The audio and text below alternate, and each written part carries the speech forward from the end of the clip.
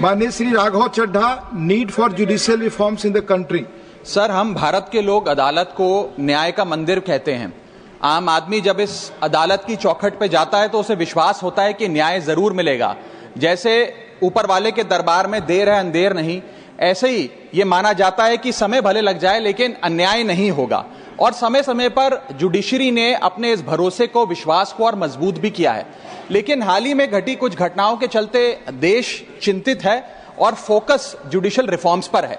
जैसे इस देश में इलेक्टोरल रिफॉर्म्स होए, पुलिस रिफॉर्म्स होए, एजुकेशन हेल्थ केयर में रिफॉर्म्स होए, वैसे ही जुडिशियल रिफॉर्म्स होने की आवश्यकता है। लेकिन ऐसे रिफॉर्म्स जो जुडिशियल इंडिपेंडेंस को मजबूत करें और जुडिशियल करप्शन को समाप्त करें। इस विषय में दो महत्वपूर्ण मुद्दे उठाना चाहूंगा, अपॉइंटमेंट ऑफ जजेस से लेकर रिटायरमेंट ऑफ जजेस तक। सर, जहां तक अपॉइंटमेंट ऑफ जजेस की बात है, समय समय पर कोलिजियम सिस्टम की शॉर्टकमिंग्स यानी कि खामियां लॉ कमीशन की रिपोर्ट्स, लीगल ल्यूमिनरीज के बयानों के माध्यम से सामने आई और शायद इसी के चलते एनजेएसी जैसे कानून को लाने की जरूरत भी पड़ी।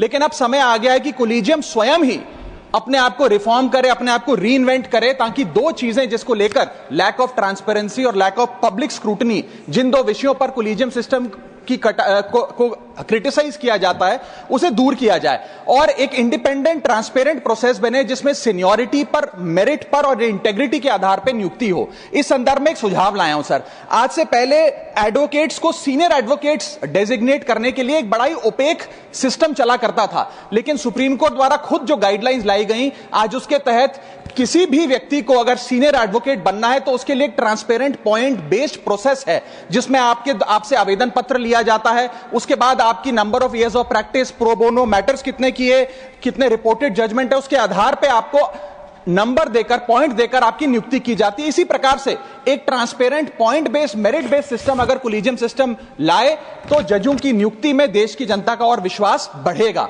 और दूसरा विषय है सर, रिटायरमेंट ऑफ जजेस से संबंधी। इस देश में एक चलन चलता आया है कि रिटायरमेंट के बाद सरकारें जजेस को एग्जीक्यूटिव या एडमिनिस्ट्रेटिव रोल में नियुक्तियां देती हैं, जिसके चलते conflict of interest, executive interference in judiciary और influence over pre retirement judgements के कई सवालिया निशान खड़े हो जाते हैं। मैं चाहूंगा कि पोस्ट रिटायरमेंट जॉब से संबंधी कुछ रिस्ट्रिक्शंस लाई जाएं। जैसे इस देश में article 148 of the Indian constitution साफ तौर पे कहता है कि सीएजी यानी कि controller auditor general of India की रिटायरमेंट के उपरांत, कार्यकाल की समाप्ति के बाद उन्हें किसी भी सरकारी पद पे कोई राज्य या केंद्र सरकार नियुक्त नहीं कर सकती।